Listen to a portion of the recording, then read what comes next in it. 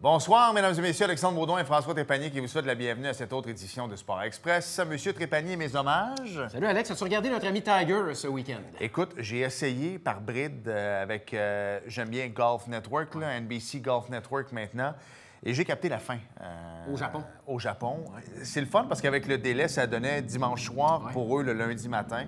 Et là, on voit une photo en ce moment de jeune Tiger qui boit un Coke ou un Pepsi, peut-être pour faire honneur à Claude, qui boit toujours du Pepsi ici. Grand amateur. Il est commandité, je pense. Ici, c'est Pepsi. Disons ça de même. Alors, je sais pas qu'est-ce qu'il y avait. D'après moi, c'est un Coke. Mais on le voit avec Sam Snead. Oui. Et que Sam Snead a l'air de faire une autographe. Et il était loin de se douter. Hein? Mais tu sais à quel point son exploit est extraordinaire à Tiger. D'abord, c'est 3,25 victoires par année. Oui. Mais sur 3 ou 4 décennies, en tout cas, c'est sur 4 décennies, je pense. Oui. Mais personne ne va égaler ça. Non. Puis à l'époque de Sam Snead, là, des fois, là, ses victoires à lui, là, c'était des tournois de 15 joueurs, des 3 rondes. On était ailleurs complètement, sans rien lui enlever quand même. Là. Vous pouvez jouer au par 3 chez Léo, ici à Sababois. C'est pas des terrains. Non, ce que je veux dire, c'est que les terrains ont changé. Là. Les terrains ont changé. Ouais. Puis dites-vous une affaire. Oui, c'était au Japon. Brooks Koepka n'était pas là, mais c'était probablement le seul gros nom qui n'y était pas. Le reste, là, non, gros tournoi. c'était la majorité des grandes vedettes y étaient. Alors, bravo, Tiger. Bravo, Tiger. Puis en plus, il y avait un Japonais dans le derrière. Ah oui. J'espère qu'il va dépasser le Canadien. Ben oui, c'est sûr. D'après moi, oui. François, belle émission cette semaine. On parle de boxe. Oui, avec Marc-André Gauthier qui va venir nous parler du prochain gala de Fighters Pride Academy qui aura lieu le 9 novembre prochain du côté de la boîte dans le Vieux-Saint-Jean. Il sera accompagné par notre ami Jonathan Richard, qui, lui, sera sur la carte et mettra les gants lors de la même soirée. Voilà. Bienvenue à Sport Express.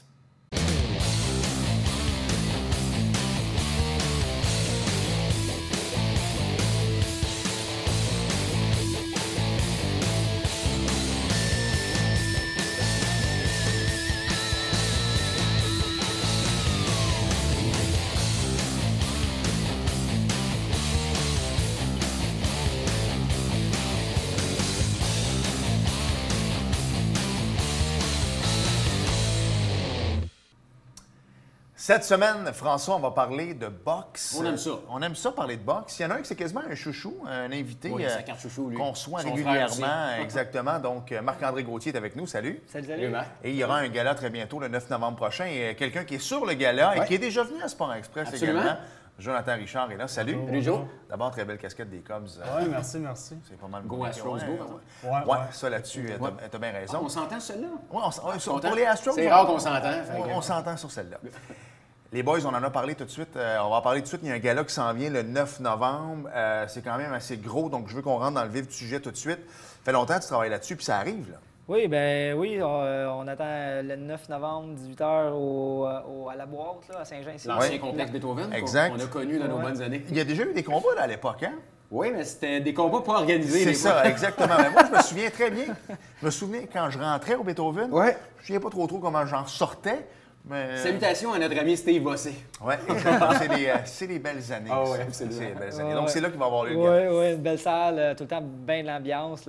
C'est fou, là, la salle est faite pour ça. Puis moi, j'ai tout le temps trippé, me battre là, faire des combats là, puis boxer là, puis coacher là. C'est fou, là, ça me rappelle des souvenirs, ça me redonne le goût de boxer encore. Mais là, maintenant...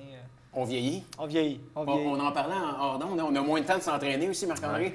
Oui, malheureusement. Mais le coaching prend toute la place. Là, aussitôt que je rentre dans le gym, là, c'est dur d'avoir une demi-heure, 1 heure de tout ça. Là. Fait que, il y a tout le temps quelqu'un qui est là pour te demander « Hey, si, ça. » Fait que, c'est le fun. C'est un autre trip.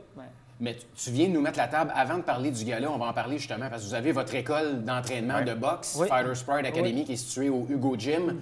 Parle-nous un petit peu du petit historique de cette école-là. Ça a commencé comment, ce projet-là, pour vous autres? C'est dans le fond, dès l'ouverture, aussitôt qu'ils ont décidé d'ouvrir ça, ils nous ont approché, moi et mon frère, le propriétaire du Hugo Gym. Là, dans le fond, ils ont approché moi et mon frère pour lancer le volley boxe. Oui, c'est ça, pour coacher, tout ça. Puis on a accepté. Puis c'est ça, depuis ce temps-là, j'ai jamais arrêté de coacher. Je pense que Joe est un client fidèle. Joe est un client fidèle, puis mes employeurs oui, c'est vrai, on va les collègues de travail également s'entraînent là. Ben oui. Il y a mon ami Sylvain Paré qui est là. Il y a également Vincent Braham, Isabelle Baudin, Michel Coutu. Puis ils se donnent pas mal, hein? Oui, honnêtement, ils sont le fun à avoir allé. Là. Ils sont achetés de l'équipement là, pour mettre les gants, tout ça. Ils ont commencé déjà le sparring. Puis c'est l'entraînement de combat, la simulation de combat. Ils ont essayé, ils ont du plaisir à le faire, là, puis c'est le fun à voir. Là. Puis prochaine carte, d'après moi, là, sont là-dessus. Écoute, là, moi, je paierais 8 tables, juste à être sûr. Ouais. Moi, je serais là. Ouais, je leur en parle. Joe, on entend Marc-André parler de l'école, c'est son école, mais toi, en tant que client, en tant qu'athlète qui s'entraîne là, parle-nous un petit peu des installations, comment t'aimes ça? Nous autres, on était au Pro Box avant, c'est devenu le Fighter Sprite au Hugo Gym. Écoute, les installations sont écœurantes. Ils ont racheté un nouveau ring en plus, là, fait que c'est top qualité, le côté comme gym. J'en ai pas vu des centaines non plus, là, mais on se promène un peu, puis c'est un des plus beaux là, bien souvent, j'organise des entraînements, je fais venir des gyms de l'extérieur pour venir pour les sparring, tout ça. Puis à toi qui arrivent chez nous, ils font comme crème 2 rings, la place pour se réchauffer en bas, on a des sacs en masse. Non, pour elle, c'est. Moi, j'en ai fait beaucoup des gyms, puis comme le nôtre, il n'y en a pas beaucoup. Mais tu sais, les gars sont très humbles, on va se le dire. Les frères Gauthier, vous êtes des gars très humbles. C'est rare que vous preniez du crédit, mais ça, on peut vous donner le crédit. Tu sais, la boxe à Saint-Jean-sur-Richelieu, dans le Haut-Richelieu, c'est les frères Gauthier. Tu sais, vous avez eu une belle carrière, ton frère qui a passé à... Une blessure à l'épaule, presque. Et il est passé à un round, en fait. Oui, absolument. Oui, bien, carrément. De se rendre à son rêve. Fait que, vous êtes reconnu, puis on en entend tellement parler en bien de cette école-là. Bien, honnêtement, c'est beaucoup de travail. Au début, c'est comme tu le fais par passion. Je le fais encore par passion, sinon je ne le ferais pas. Là. Puis, honnêtement, plus ça va, plus tu te rends compte que finalement, c'est du travail. Là. On travaille fort, puis c'est à tous les jours pour aller chercher un petit peu plus, puis donner un petit peu plus de technique, tout ça. Mais... Je veux pas trop le flatter, là, mais quand tu rentres dans ce gym-là, t'as pas l'impression. Tu rentres il y a des gyms, tu rentres, là, tu sens que t'es de la chair canon, t'es de la viande, là, de la nouvelle viande qui s'en vient. Tandis que là, il y a comme un sentiment d'appartenance de. On est une famille, les gens se tiennent. On se tient, puis on s'aime tous, puis on. Écoute, moi, je peux pas demander mieux comme place. Puis, tu sais, on parlait de passion, puis tout ça, c'est un peu comme les comédiens. À la télévision, où les acteurs, on voit toujours les mêmes, puis on se dit, les comédiens, les acteurs gagnent bien leur vie. Mais pendant ce temps-là, il y en a qui jouent au théâtre à 20 de la représentation, puis qui mangent du craft dinner pendant 7 jours. Même chose à la boxe, combat de championnat du monde, oui, ils gagnent 2-3 millions. Mais pendant ce temps-là, il y a des gars comme toi qui veulent se rendre là, mais qui vont faire des galas à Saint-Jean-sur-Richelieu avant d'arriver au centre vidéo, au tronc. Donc, il faut que ça soit une passion. Oui, c'est une passion. Puis, tu sais, je veux dire, moi, j'ai un job, là, je travaille 40 heures, là, puis... Non plus, je rajeunis pas. Fait que, tu sais, mon 40 heures, plus je m'investis, là, je m'entraîne pratiquement comme un athlète professionnel, là, genre. Fait que, tu sais, des fois, j'arrive chez nous, là, j'ai une bonne blonde, là, tu sais, elle est rendue à 8 heures, là, moi. On la salue, ta conjointe. Ouais, je suis claqué, là. Fait que, tu sais, puis... je veux dire, ça prend une discipline de vie, t'as pas le choix, là, parce qu'avec 40 heures, puis je suis pas payé. Fait qu'il faut que tu sois passionné par ce que tu fais, parce que sinon... Absolument. Puis avec tu sais, comme là, il y a un combat pour Joe qui s'en vient le 9 novembre. Est-ce qu'on doit mettre encore plus les bouchées doubles à l'entraînement quand il y a un combat qui s'en vient comme ça? Ou je pense qu'il met déjà les bouchées triples. C'est une machine. Oui, Joe, c'est le genre de gars qui s'entraîne, puis tu n'as rien à dire, il fait ce qu'il a à faire. Puis, sauf que plus le combat approche, plus qu'on va aller dans le spécifique, on va aller dans le sparring, le combat simulé, et, plus de pads, stratégie de combat, tactique, là, tout ça. C'est plus ça qu'on va aller chercher. Puis, on va rapetisser un petit peu les entraînements, mais on va augmenter l'intensité. On essaie de périodiser un petit peu, parce que c'est pas facile de périodiser pour tout le monde. Mais quand même, c'est ça. Joe, facile à coacher. Tu es bouché aussi dans la vie de tous les jours, donc tu manies bien le couteau. Est-ce qu'à 2-3 semaines, parce que je sais, vous autres, couper une pièce de viande, ça va assez vite. Est-ce qu'à 2-3 semaines d'un combat, tu y vas un petit peu plus tranquillement pour être sûr de rien couper? Non, ça fait des années que je fais ça. Fait que je mets tout le temps mon gant, fait qu'il n'y a pas de danger, là, mais il y a tout le temps un risque pareil, mais je veux dire... Tu n'y penses pas plus avant? Non, je fais ma job mécaniquement là, depuis des années. Je me rappelle la dernière fois que vous êtes venu à l'émission, il y a quelques mois, on avait parlé du combat de Joe qui a eu lieu, le dernier combat à la boîte, que j'étais sur place et qui m'avait vraiment impressionné. Ça avait été, j'avais dit, comme une espèce de bagarre de rue. C'était coup pour coup. Puis quand je t'en ai parlé, après, Marc-André, je me rappelle, tu m'as dit « Ouais, Joe, il veut donner le spectacle, il aime ça. » Il dit « On doit essayer de le contrôler des fois, parce que des fois, dans le ring, il peut perdre un petit peu ses repères. » Joe se fait toucher. Joe, Les fils se touchent. les fils se touchent, les mains descendent, puis là, c'est Montréal-Québec. C'est un slugfest. Je me suis amélioré là-dessus. Marc-Henri m'a aidé beaucoup à J'essaie calmer ça. de calmer ça, puis de vraiment, là... mais Joe, c'est un travail. Tu s'en vas coacher Joe, tu finis, tu es aussi brûlé que lui qui a boxé. Ouais. Joe, c'est... T'as chaud dans le coin, là. J'y parle tout le long. Puis non, reviens, puis tu sais, reviens à ta base, tu sais, mais là, il commence vraiment à se placer, puis quand il boxe comme ça, athlète de haut niveau, quand il perd la carte puis qu'il se met à mélanger, ben là... J'ai l'air plus d'un brawler que d'un boxeur. De mélanger, c'est ça. T'as l'air d'un gars de bar qui arrive sur un ring. C'est ça. Ben avec beaucoup de cardio, là. Mais l'entends-tu ton coach quand il te parle? Ou si les fils se touchent, t'entends plus rien? Mais tu sais, comme le dernier que tu as assisté à boîte, c'est contre Lawrence, puis il y avait déjà de l'animosité entre moi et lui. Puis, tu sais, c'est un gars qui est un peu comme moi et tout, que lui, tous les fils se touchent quand ça commence à toucher. Puis... ça touche solide aussi. Puis, tu sais, de te calmer quand tu sais qu'il peut te faire mal, c'est dur, mais je l'entends dire « calme-toi », mais en même temps, tu te dis « si je me calme, je vais-tu ouvrir la porte, tu sais, pour qu'ils peuvent plus me faire mal », fait que là... Mais je me suis vraiment amélioré là-dessus, là, plus discipliné. Je pense que tu serais pas allé prendre une marge dans le ring, Alex, je te le confirme. Non, probablement pas. Le dernier combat que j'ai vu, moi, c'est celui d'Arthur Beterbiev, puis je pense qu'il a bien réussi son...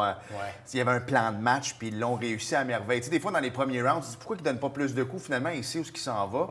Les autres, les deux, vous avez un plan de match également qu'on ne divulguera pas à la télé ce soir, là, parce qu'on va le voir dans le ring le 9. Mais... mettons que ça ne marche pas comme prévu. Tout le temps un plan B. C'est ça, tu as tout le temps un plan B. Comment? Un plan D. Puis ton boxeur le sait.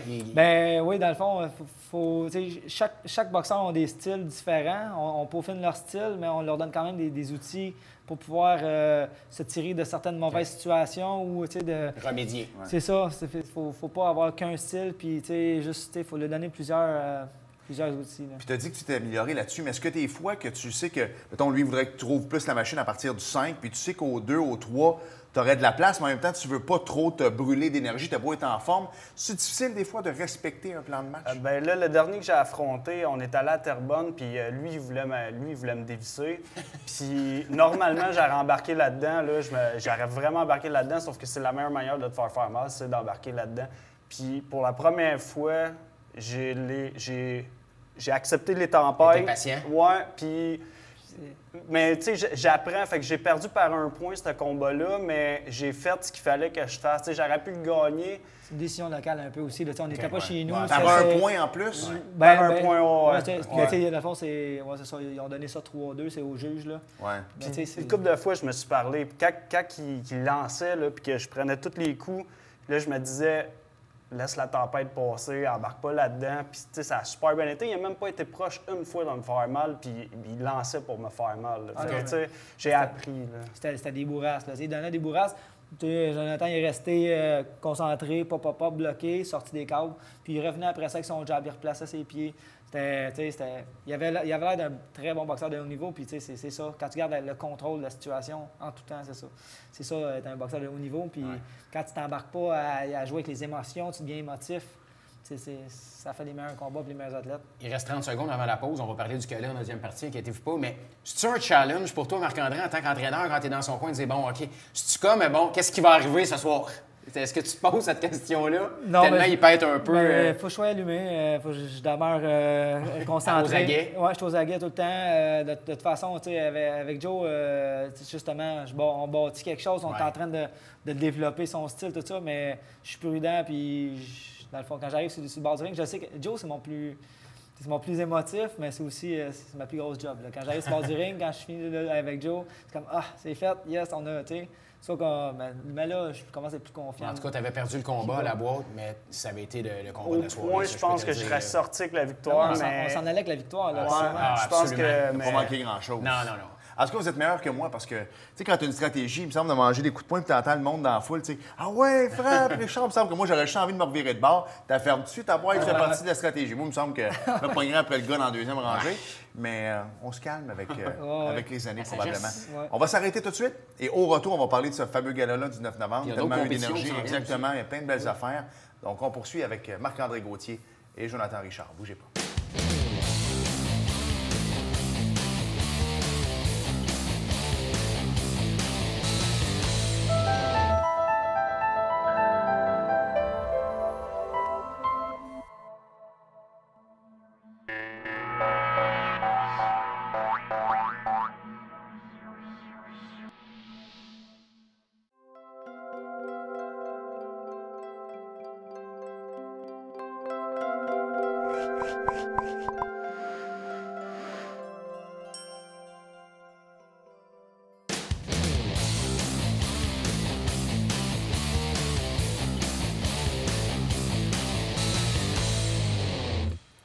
Nous sommes de retour à Sport Express avec Marc-André Gauthier et Jonathan Richard. Marc-André, donc, gros gala à la boîte le 9 novembre prochain. On n'aura peut-être pas le temps de passer en nomenclature tous les combats qu'il va y avoir. Il va y avoir d'excellents combats, mais tu en as quelques-uns qui retiennent l'attention. Ben oui. J'ai des jeunes. Là. J'ai Thomas Fontaine qui va être de la carte, là, qui avait gagné. C'est un boxeur, hein? Ben oui, un petit gaucher qui frappe très dur, explosif, talentueux. Tu as gagné aux Jeux du Québec, t'as dit, Thomas? Gagné les Jeux du Québec. Wow. C'est mon frère qui était dans son coin là, avec une de nos petites entraîneuses, là, Marilyn. Qui est tout le temps là. Puis Thomas, gros combat, il prend un grand gars qui est plus grand aussi, là, tout ça, là, du Imperium, là, de Terrebonne. J'ai beaucoup de jeunes aussi sur notre carte. J'ai le Cédric Lavigne qui est là, qui fait souvent des combats de défis parce que ils sont jeunes, ils n'ont pas beaucoup de... Puis là, j'ai un vrai combat pour lui, un petit gars de Saint-Hyacinthe qui s'en vient de l'affronter, qui a beaucoup plus d'expérience en plus. Puis c'est un bon défi pour lui. Fait que je suis bien content. C'est un petit gars qui est tout le temps prêt à se battre. Cédric, on le surnomme Mini-Wheat au gym. C'est un bon jeune, puis il a du cœur, puis il a un bon talent. C'est bien le fun à booker. On a Marie-Lou Boisvert qui ne me dit jamais non plus pour faire un combat. On a failli aller au Gant Doré qui a eu lieu en fin de semaine, dans le bout de Chicoutimi. Finalement, après, on s'est révisé un petit peu. Marie-Lou, elle a 13-14 combats. Puis là-bas, c'est classe ouverte. Fait que, on allait prendre des filles de 40, 50, 60 combats, des filles fortes. D'expérience, c'est ça. Fait que là, on a dit, Marie-Lou, t'es bien stressée. Fait qu'on s'est dit, gars, on va faire une autre année d'expérience, puis on va y retourner l'année prochaine. J'ai hâte de la passer classe ouverte. Elle est très talentueuse. C'est quoi la différence, là? Classe ouverte? Ou... Classe ouverte, c'est tu prends n'importe qui, c'est champion du Québec. C'est le championnat du Québec des Gants Dorés, c'est open. N'importe qui. Oui, c'est ça. C'est comme Joe, là, on voulait l'amener là, mais comme à son poids, ça cogne très fort. Je pense que j'aurais pris une autre année. Oui, c'est ça. Comme Jonathan, il était à 18 combats, c'est des classes ouvertes. Là, comme... là aussi, tu retrouves du 50 combats. Oui, ben moi, j'y allais tout le temps, mais c'est ça. T'arrivais là, un gars de 18 combats, il arrivait là, il était mieux d'être attache ta tuque parce que ça. Puis surtout chez les hommes, ça frappe fort, ça frappe pour faire mal. Puis avec les rounds de 3 minutes, là, avant c'était des 2 minutes, on a eu ça pendant un bout. Fait qu'on est mieux de. Talent, les meilleurs au Québec. Les Québécois, on est forts en boxe comparé aux autres provinces, tout ça. Là, c'est fou, là. J'ai aussi Olivier Savagna, un militaire qui est un élève étudiant. Là, il est rendu à l'université, au niveau universitaire. Il est officier ici au collège? Oui, au niveau universitaire, c'est ça. Puis beau talent, 3 combats, 3 victoires, très, très gros talent. Son nom circule déjà. Chez les 200 livres et moins, on passe en aller aux Gants d'argent. Les Gants d'argent qui s'en viennent. Là, déjà à 3 combats? C'est pour les 10 combats et moins. C'est pour les 10 combats et moins, peut-être 15 combats et moins, mais à travers le Québec au complet. Il y a l'ultime, la compétition, c'est l'ultime combattant aussi, qui est pour les 10 à 20 combats comme un autre step. Ça tombe classe ouverte. Là. Ça, c'est des Jonathan qui vont là puis ça brasse. Là. Jonathan, je pense qu'il peut faire sa marque là. Je pense qu'on peut aller chercher le titre là, cette année. Puis c'est à la fin du mois. On attend toujours le lieu. Il y avait la compétition des Gants Dorés qui finissait en fin de semaine. Fait que ils vont sortir le lieu là, sûrement cette semaine. Prochainement, oui. Puis l'adversaire de Joe, ça va être qui le 9 novembre? Est-ce qu'on est en attente? Moi, je suis dans le booking. Je suis en train de faire mon matchmaking, tout ça. J'ai beaucoup de noms. Ça cancelle. Ça a brassé beaucoup, surtout quand il y a des compétitions qui passent, tout ça. Mais à date, là, j'ai un Cédric Bégin, là, un gars de combat ultime qui a de la boxe aussi, un gars qui aime le spectacle. Oui, c'est ça. C'est un gars qui aime le spectacle, un grand... un peu comme Lawrence Lozing qui avait pris Joe. Là, ça me fait penser à ça, ce style-là un petit peu. Peut-être un petit peu moins d'expérience que Lawrence, mais en tout cas, ça reste à voir. Mais j'imagine qu'il faut que tu y ailles avec ces standards, dans le sens que si c'est pratiqué avec un droitier, tu ne peux pas y arriver avec un gaucher 2 semaines avant. Là, je sais que c'est une technique complètement différente. Es-tu prêt à prendre droitier-gaucher ou tu aurais plus une particularité de plus nous droitier? Autres, au gym, on a un grave problème. On a juste des gauchers. Moi, je suis gaucher.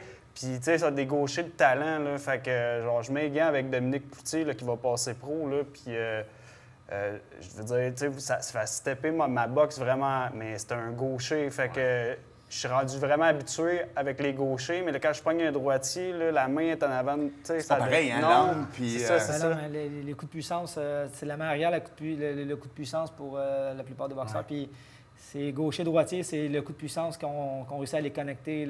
C'est là aussi qu'on peut se faire mal aussi, hein, qu'on peut s'ouvrir quand tu arrives du même ouais. bord. Ouais, en c'est fait, ça, la tête va arriver pas mal au Ouais. même côté. Fait Ouais. que c'est là qu'il peut arriver des blessures aux yeux puis ces choses-là. Mais toi, tu te prépares comment? Tu sais, sachant que nous autres, quand on fait notre émission de télé, on sait qui on soit. À la limite, on fait un petit peu de recherche, disons ça de même.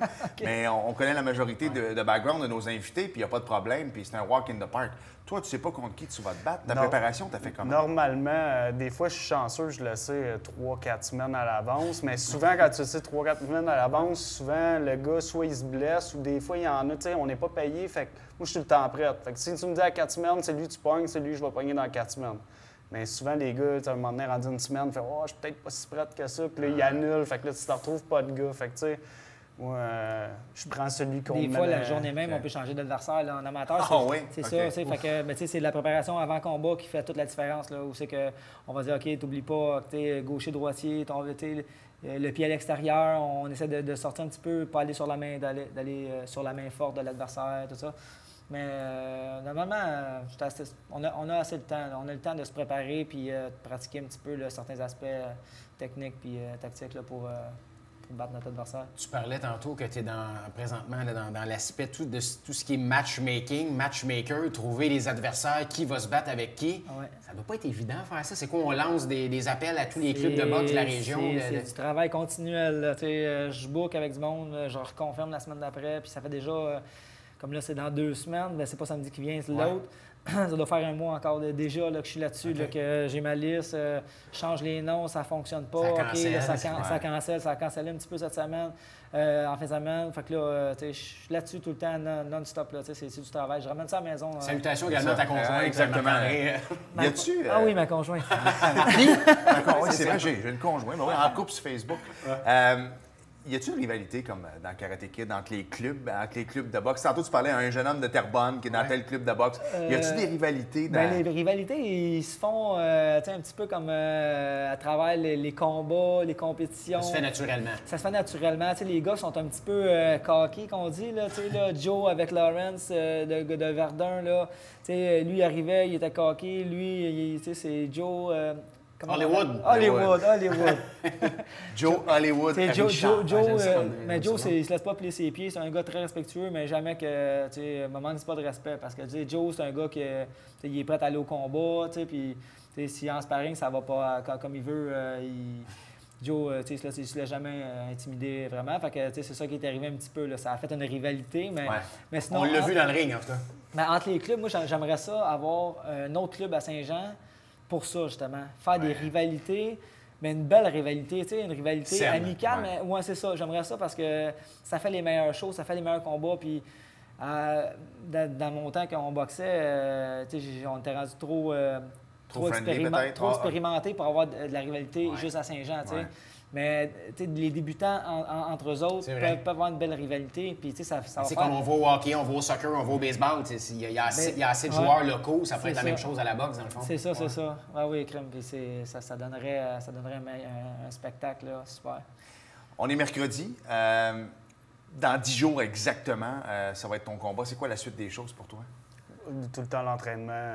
Mais essayer de doser pour arriver le pic d'énergie le soir du combat, là, dans le fond. Là. Fait qu'on s'entraîne à tous les jours?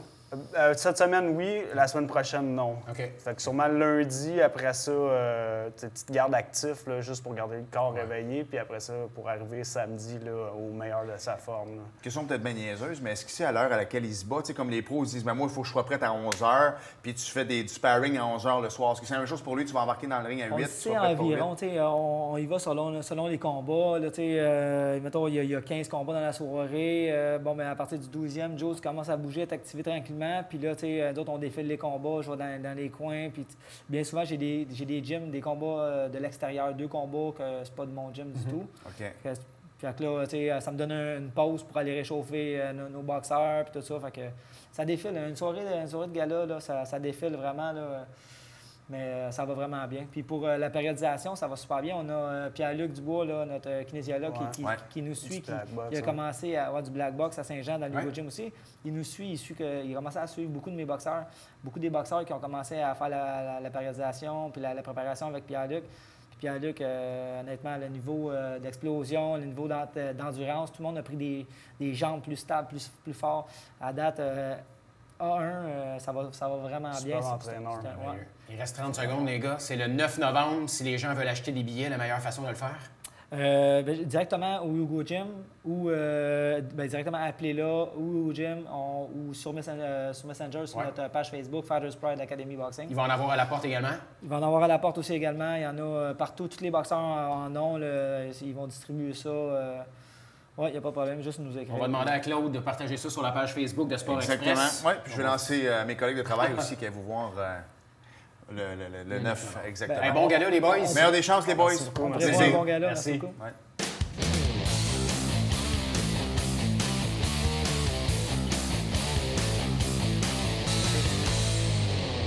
François, on va parler d'abord de football. Bonne nouvelle pour les Huskies, moins bonne nouvelle pour les Géants. Oui, Marc Rémillard nous l'avait promis, on va se rendre en finale. Bien, c'est fait, les Huskies s'en vont en finale contre les adversaires de taille. Laval, donc numéro 1 contre numéro 2. Ça se passe ce samedi à 19h du côté du stade Alphonse Desjardins. Allez faire votre tour. Et malheureusement, nos Géants, c'est terminé. Défaite de 70-49. Ils ne feront pas les séries, la saison est terminée. Exactement. NASCAR, mon cher, première course de la ronde des 8 dimanche dernier, alors qu'il était présenté le First Data 500. Ça, c'était à Martinsville, Speedway, notre piste favorite, François. Oui, Martin Truex Jr. s'est assuré d'une participation à la grande finale le 17 novembre prochain, après avoir dominé l'épreuve de bout en bout. Il a amené la course, François, 464 des 500 tours. Wow. Non, mais c'est-tu assez doux, des dolls, whatever, quand ça. Un peu. Écoute, c'est tellement... C'est doux, t'as raison. Ça vient me chercher tellement je suis ému, François. Alors, il a, sans surprise, remporté les 2 premières étapes. William Byron, là, on le voit de plus en plus, et Brad Keselowski ont respectivement terminé 2e et 3e. Danny Hamlin et Ryan Blaney ont complété le top 5. Lui est bien connu dans sa famille. Il reste plus de temps. Vous voulez savoir la prochaine course?